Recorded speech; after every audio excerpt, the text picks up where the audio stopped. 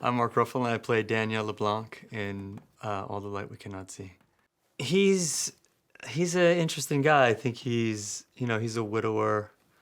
I think he's raising this girl on his own, which is probably not common at that time period. He's devoted to her. He's a layman kind of scientist himself. He's kind of a jack of all trades. He's a wonderful craftsman, and he's a thinker, and there's something kind of spiritual about him in his own way, as a kind of mystical kind of person. His relationship with Marie is really, really beautiful. They really are deeply entwined to one another. They live their lives so closely together. They're each other's companions in a lot of ways, and he's dedicated to her, and she, in her own way, is dedicated to him. He's dedicated to her greatness, and he sees something great in her, and he's the kind of parent that we all or caregiver that we all want, that just thinks you're the best in the world. And that's how he sees Marie. So he first builds a model for her in Paris, and then he builds one here, and there are 2 scale replicas of each town. And they really only need to be, and he builds them for her to be able to learn how to get around the city, so she could be free. So she has the potential to live as freely as any sighted person. And he builds them in entirety. He would really only have to build the streets for her to learn the streets, but he painstakingly builds it to scale and to detail, and therefore she gets what would be a non-sighted person's image of the world in detail around her. And that's really a loving contribution to her that he makes. The legend of the Sea of Flames is that it's cursed. And whoever holds it cannot die, but the downside of that is everyone they love is cursed and left with misfortune.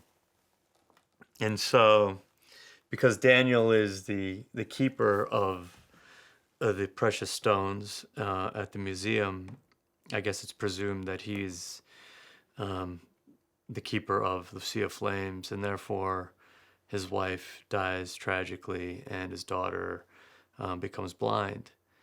And even though he's a man of science and doesn't want to believe these things, it still haunts him.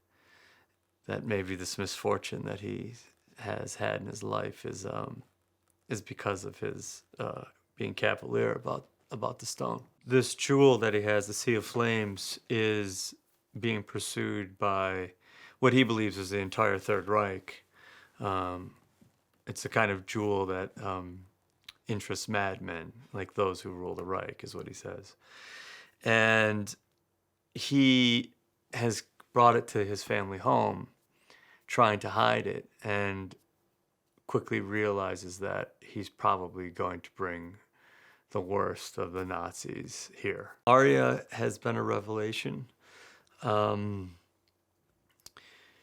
We met a few times before we even got here, and I could see how nervous and afraid she was. She'd never done anything like this, and it's just been great spending time with her and being as helpful as I could to her leading up to this, and then just seeing her fly.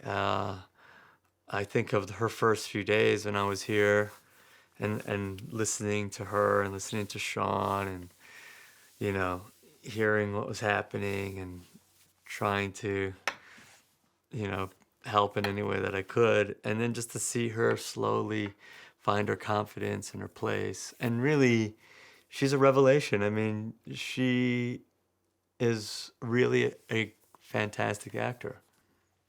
And she'll have a long career. I mean, she's spectacular. And I'm a little jealous because it took me 30 years to be able to do what she showed up and did in 2 weeks. I mean, the novel's so beautiful and moving and human. And, you know, the thing about the novel is that it's really about